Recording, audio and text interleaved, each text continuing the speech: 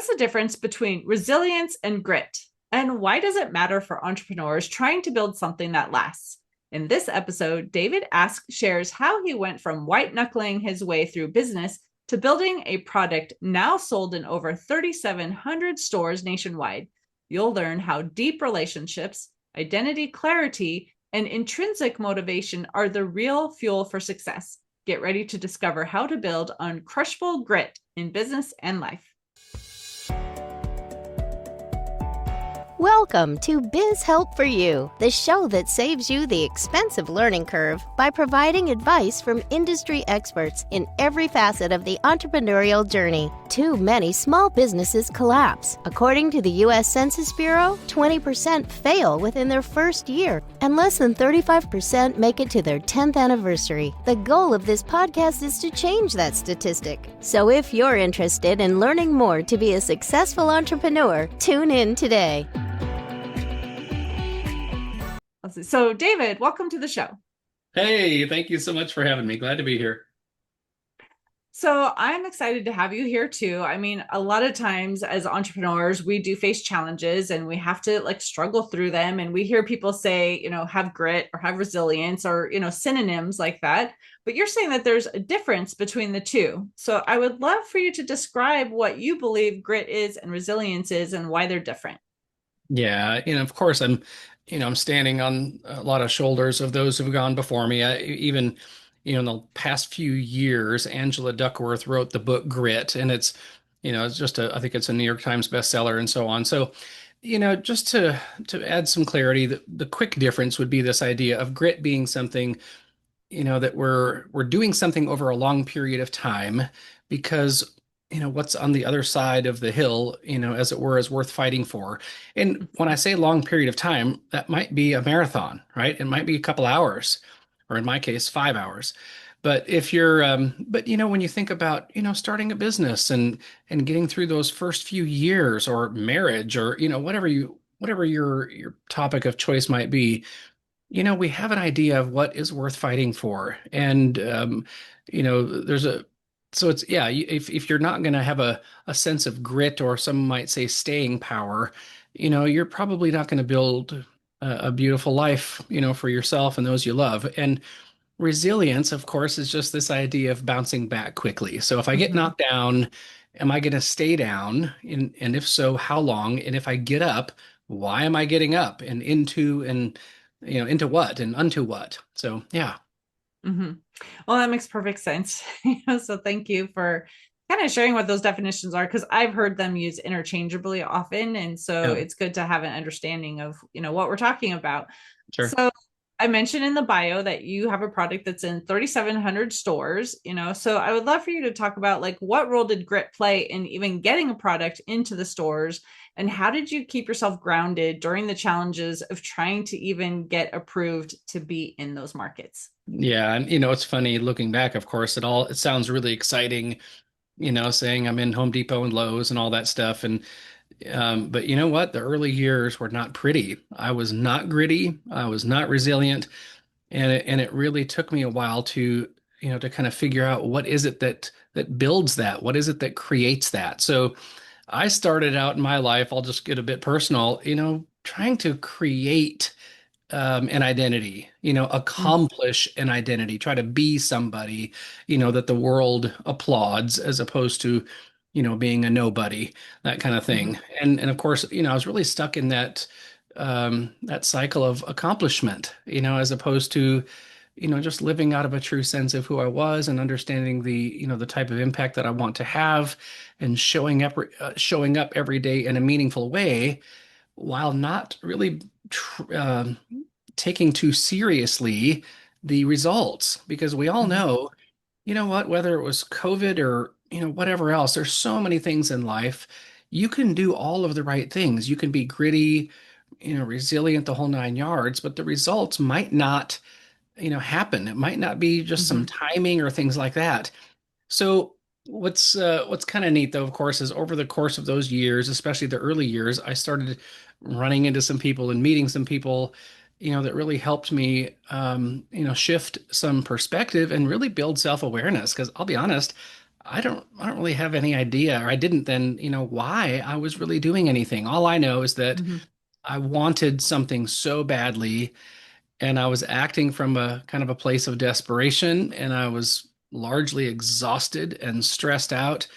And, the results were really the only thing that mattered to me at the time, as opposed to, hey, I'm David, and I'm going to show Mm-hmm. up in a really powerful and beautiful and inspiring way, and enjoy being myself. And hopefully, of course, some things work out, and they largely do. Mm-hmm. But I kind of had the cart before the horse, and I was being, extrinsically, externally motivated versus intrinsically motivated. And it was really exhausting for many, many years. And of course, I still dip my toe in that water. But when you start to build some self-awareness, which I think is really, really key, those internal motivations, right? Your Mm-hmm. your your why starts to look more like a who, as Mm-hmm. opposed to some random why that might be someone else's that you respect, or somebody you admire online, or who knows what, right? It could be Mm-hmm. all types of different reasons. But yeah, that's kind of the maybe a larger snapshot of what happened early on, and maybe a bit of a transition till now. Mm-hmm. Well, I understand too. A lot of times we are, having to support family or, even whether it's ourselves or other people, though, too. And so those extrinsic reasons often have to take precedence and over like something Yeah, internally, right? Of, yeah, I enjoy this, whatever that is, right? So I think that's part of the grit too, is having to just keep doing the things in yeah, the difficult times because we have people, like I said, maybe it's just ourselves, but or it could be other people who are dependent upon us for yeah, livelihood, yeah, So that I think becomes one of the reasons why we have to focus on that, even if we really want to have the internal reasons, and a yeah, lot of us yeah, do have, I mean, I know I've done personality testing too, and they say some people have internal drivers and some people have external drivers. But even those who are, challenged for things intrinsically sometimes still have those extrinsic things that well, we have to pay attention to. it's a really great point. I heard someone else say the other day they have a mastermind group for entrepreneurs, and the basic thrust of this mastermind is to solve the financial problem. Mm-hmm. Like we really want you to have enough income or passive income or whatever that looks like, so that you got a little bit of margin. And I Mm-hmm. remember listening to Dave Ramsey years ago. He said, money is like air. Try living without it. So, Mm-hmm. so if you're in survival mode, right, financially, you know what? I mean, even as I look back in what I just said, kind of some first world problems, right? Mm-hmm. So I want to be really clear that that you really brought up a really good point, because if you're really having a hard time, it's paycheck to paycheck. You're just literally driving your car worried that if it's going to break down, I don't have the money to fix this. I mean, that's a tough place to be. Mm-hmm. And you're, like you said, your motivators are, how about this? Just very practical. Like, I need to, button up the ship here and make sure that, the wheels aren't falling off. And here's something else too. I'll just make a bit of an observation. There are times that our awareness can be reframed a Mm-hmm. bit in order, to your point, to really understand, hey, what I'm doing right now, that might not be the end all be all. Like, I'm not really jazzed about, working at this particular place or doing this activity. But guess what? My motivation, to your point, like, I've got two kids. Well, they're both in college. But Mm-hmm. back in the day, right? I mean, I worked some jobs and did some things I wasn't super jazzed about. But guess what? I was jazzed about that this guy loves my family, and I provide for Mm-hmm. them, and I'm not going anywhere. And I can take a lot of satisfaction in the fact that, even if I'm working 60 hours a week, they've got shelter and food, and they know dad is a pretty solid guy who loves them and is working hard. So, that type of a motivation can go a long way. Mm-hmm. So a little while ago too, you were talking about the who versus why, and we often hear you need to know your why. That's your passion, why you're doing what you're doing. And you said instead of focusing on the why, maybe on the who. Do you want to discuss that a little bit more? Yeah, so it's interesting. Again, there's so many books written on, starting with why and all that kind of thing, and it's super important to have some clear whys. Hmm. Depending on kind of your focus or who you're even thinking about for that matter. But here's a fascinating thing: is we go through life, when we're really little, and we're taking our cues from mom and dad and people around us. Well, then as we get into those teenage years, we start to do what psychologists say is self-actualization, right? We Hmm. go through that process of pulling away from mom and dad and launching out, into our own. But the fascinating thing is so many people don't actually make that break. I guess it's this idea of self-awareness or self-trust.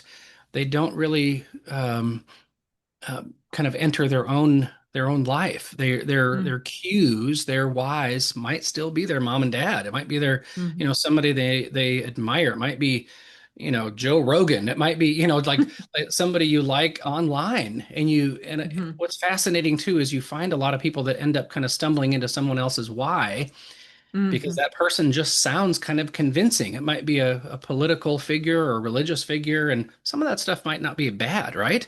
And in fact, you might care deeply about that. But the funny thing is if you haven't, you know, assigned internal meaning, this idea of who am I? What do I value most of all, right? We talk about core values and if you haven't identified, the things that make you you, it's Hmm. here's a funny thing. It's kind of complex and yet it's kind of elementary. Those words authenticity and identity get thrown around in our culture pretty haphazardly. Well, so what is it that makes, someone someone? Well, we talk Hmm. about core values, right? Well, that's a big deal. If you and I were to do a core values assessment, in the English language and I think there's 80 or so, and you just go through and tick off the ones that kind of resonate with you and you narrow that down to 20, then you narrow that down to 10, narrow that down to 5. Well, guess what? Ours are going to be different. The Hmm. hierarchy of the things that we value are different. But then again, okay, you put a pin in that one. What about convictions? That's different from a value. Conviction is what you believe is right and wrong. Hmm. Well, what about a virtue? Like what type of an impact do you want to have? If you start to identify, i.e., identity, and writing these things down, it's amazing the difference you start to see rather quickly. Well, you couple that with, answering questions like what breaks your heart? What problem do you want to Hmm. solve in this world? What gives you goosebumps? What is it that you're willing to live for and die for? What is it that, makes you cry in a good way? I mean, like Hmm. what are your strengths and how do you want to apply those? I mean, it's a pretty wide swath of things that actually describe someone and their uniqueness, let alone their physical attributes and physical abilities and so on. And so anyway, I think it's really, really important, to have a really good understanding of who are you authentically. So Hmm. I met a guy who's in my mastermind group. We work closely together. He's a clinical psychologist, Dr. Andy Garrett, and he said that well, and actually I was speaking at an event with him in Jamaica a few months ago, and I walked into the room and I said, "Hey, does anybody know where we get the word authenticity from?" And it was crickets. And these are Hmm. master's, doctorate level people. Well, I didn't know it either, right? That sounds kind of, arrogant, but it's the word authenticity comes from the word author. You know, Mm. we Interesting. we did not make us. But here's the funny thing. And those of us who have kids and siblings for that matter, you realize we are very hardwired. You Hmm. can tell a little child's, like my two kids, their little essences, their little spirits are so different. And you could tell their Hmm. difference within, I mean, really days and weeks and months and of course years. And what's fascinating though is that hard wiring. How about this? I was talking to a friend of mine the other day. We sophisticated adults. So here we are on a podcast, talking about authenticity and identity and mission and purpose. Well, guess what? Little kids, 4, 5, 6, 7 years old, they're not doing that. They're just Hmm. they're just living their life, right? They're all the tendencies and proclivities and the things from everything from their taste buds to what makes them cry or weep or laugh or all that kind of stuff is absolutely hardwired. But then Mm-hmm. when they go through grade school and whatever, just life, and they get, beat up a little bit, well, they start to question all of that stuff and they start to hide it and they start to play a role. Mm-hmm. If I do this, good things happen. If I do this, bad things happen, right? I get made fun of or, disciplined or whatever that might be. So largely we start to play roles, even if we don't want to admit it, we all do it, very early in Mm-hmm. life. But when you go Mm-hmm. through that self-actualization, and again, you start to identify identity, the things that have been authored in us, the things that really rise to the top for me versus you, and I start operating in alignment with those things, values, convictions, virtues, strengths, goosebumps. Well, guess what? I start to feel authentic. You know what I mean? It Mm-hmm. sounds kind of funny, as opposed to I'm going to try to act like my older brother my whole life because he's really cool. Well, Mm-hmm. he's a great guy. But guess what? If you want to live a genuine, natural, normal, authentic life, and by the way, it starts with author, goes to authenticity, but it also, the word authority is in there as well because you tend to have a sense of authority in your life because you've predetermined the things that you're going to say yes and no to in Mm-hmm. advance of an obstacle or an opportunity. People like us do things like this, right? Seth Godin. And but what I think is interesting though is when you get really, really clear on that, well, then your who is clear. So then therefore your why is clear. And Mm-hmm. and here's an interesting thing. How about this? We all have probably three, four, five people in our life that when they walk into the room gets wiser, safer, stronger, more joyful, right? They're not walking in there, wondering what the temperature is, right? They come in kind of setting the temperature, but it's not that they have some weird agenda. It's their authenticity. They're so comfortable in their own skin. They know whose they are, they know who they are, and they're like, hey, what's going on, everybody? There's a sense of wonder and curiosity as opposed to white knuckle fear, Mm-hmm. or deep insecurity. If you start removing those question marks, you feel it, and so does everybody else around you. Mm-hmm. Mm-hmm. While you were talking too, I was thinking a lot of people are people pleasers too, and they've grown I up get it. because they Yeah. knew they had to do certain things or they were going to get in trouble or whatever the situation was. So if someone has been in that situation and they don't even know who they are truly because they've been playing a role, how Yeah. do they dig down into finding out those core values or, the virtues or all the things that you talked about before Yeah. that are really what they believe and feel is right for them? And by the way, I mean, my whole life, I'm just a big people pleaser, and I still, fall into that. It's very, yeah, very, very easy to do that, right? I mean, we Mm-hmm. we truly our I'll get a bit kind of touchy-feely here, but our deepest need, right, is to be fully known and fully loved, right? Not just Mm-hmm. loved, but celebrated. Well, what's our deepest fear? It's to be fully known and, marginalized or rejected. Mm-hmm. So to answer your question, I mean, this is what I do for a living. I mean, in addition to selling thermostat guards and Home Depot and Lowe's and everything else, my main mission in life can be summed up in this. It's my favorite quote. It's by Benjamin Disraeli. He says, the greatest good you can do for another is not to share with him your riches, but to reveal to him his own." Mm-hmm. So what I think is really fascinating is, so to answer your question, if someone asks you the right question in the right progression, you can identify every single bit of it very quickly. But guess what? It doesn't stop there. Or how about this? It doesn't start there. Meaning, yes, you need to write all these things down and identify these things if someone asks you the right question, so you know exactly who you are. But guess what? What is it that unlocks every single bit of your courage then to operate in that space? It's we have to be loved. We Mm-hmm. have to have someone come alongside of us and hold up a mirror and say, hey Candy, do you see what I see? Mm-hmm. You're made of awesome here. And by the way, like what I do with my kids, right? I'm writing this book, The Guardians of Grit for Dads. Well, one of the things that I've tried to do in a very broken way is to hold up a mirror. I'll just use this book is for fathers and sons, is to hold up a mirror to Parker I mean, he's a fantastic 20-year-old, hot mess, fantastic dude. But what I want Mhm. him to see is, the very unique things that he has the courage about himself to act in. And then what do I do as a dad? I say, I Mhm. notice things, right? You see something, you say something. So, for instance, this has been probably, man, he was probably in ninth grade. He was having a conversation with a friend of his who was, I think his buddy got turned down from a date or something like that. Well, it just, he had been thinking about asking this girl out forever. Finally got the courage, and she said no. And he was just going into this big spiral. And you know what I loved Mhm. is I heard Parker in his room talking to this guy, and he just started asking questions. Man, Mhm. how does that make you feel? Well, thank you so much for sharing that with me. Man, I just think you're just a fantastic friend. And, this is just one little moment that doesn't define you. And he started speaking into this guy and drawing out his heart and asking questions.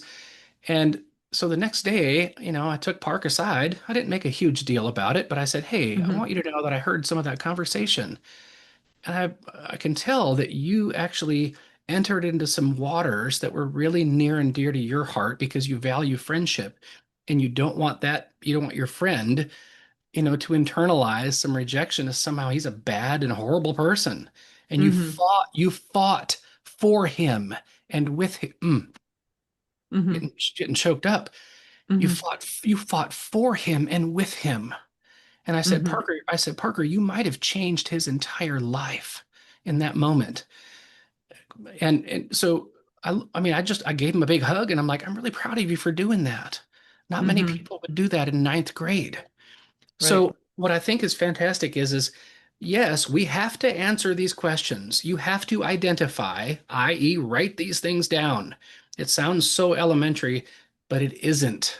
It is the Mhm. most profound and appropriate thing that every person must do in this life. But then you have to surround yourself with people who are going to love you and who are going to Right. say, man, I see these riches in you. You need to operate in that area. When you say these things and do these things, they carry so much more weight than a lot of people. Mhm. And it's Right. that those types of real, honest, authentic, vulnerable, not just transparent, but vulnerable relationships that cause the riches in us to start to rise.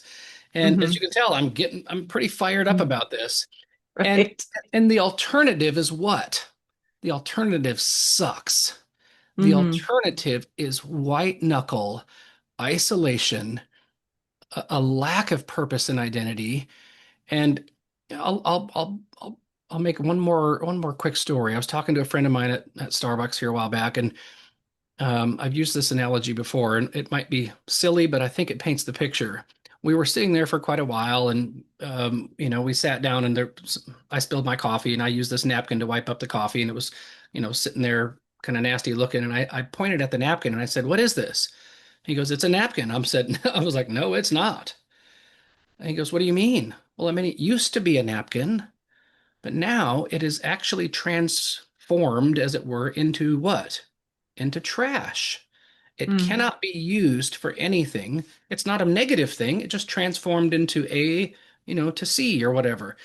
And so it should be rightly thrown away. It's soaked up with coffee and sugar grounds and COVID and who knows what else is on that table.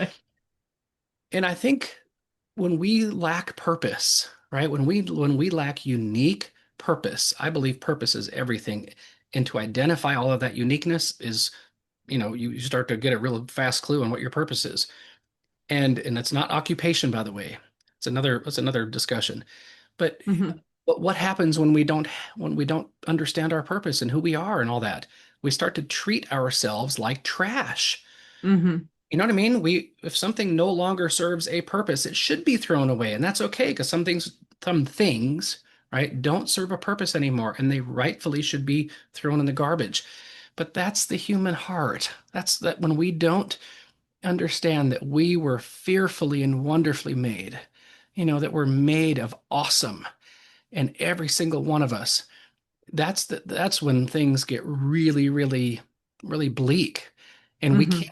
can't take that very long. We start looking to at the very least, distractions, which often turn into, wild addictions because we just can't stand the thought, nor should we, that somehow we don't serve a purpose. So, Hmm. so I'm on a mission to help 1 million dads understand these concepts for themselves and to raise, right, i.e., cause their sons to rise into absolute wonderful uniqueness, celebrated sonship, so that they can operate inside of who they were created to be, right? We've got a DNA Hmm. that's unique, we got a fingerprint that's unique, we've got a retina that's unique. And I feel like God is just absolutely screaming to us that yes, you have been woven into something that is so much bigger than you. But guess what? Your uniqueness matters. And if you want to feel genuine and authentic, you have to label and name those things. Hmm. That's so true. I know this has been an amazing discussion. I know we're coming close to the end of the time that we have together. So I wanted to ask you, do you have an offer that you would like to extend with to our listeners? And if they want to connect with you and get more information, because they're really intrigued by the discussion that we've had already, how can they reach you? Yeah, thank you. So here's a curveball. I'm actually a musician. I moved to Nashville from Minnesota years ago, and my website is David. It's my last name is Osk, A-S-K. But if you go to davidoskmusic.com, you can connect with me there, and hopefully I can give you some goosebumps. Of course, if you need a thermostat guard, with a combination lock, it's Stat Guard Plus is my main business. And but I always like to tell people, if I can do something for you, no strings attached, let me know and I'll do my best. Mhm.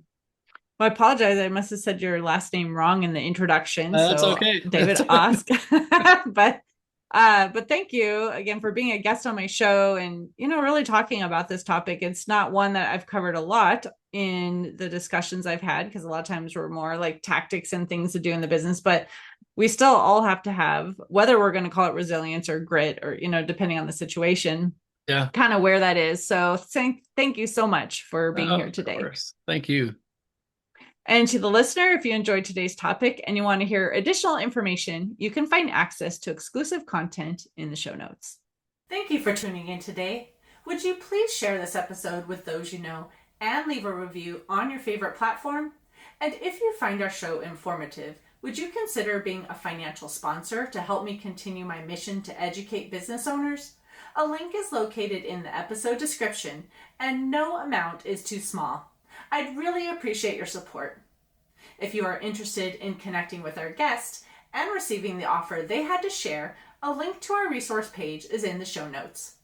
Finally, if you have any bookkeeping or payroll needs, reach out to us at 310-534-5577 or contact@abandp.com. My team and I are eager to assist you. Until next time, have a great day. Thank you for listening to Biz Help for You. Please join your host, Candy Messer, again next time. Have a terrific day.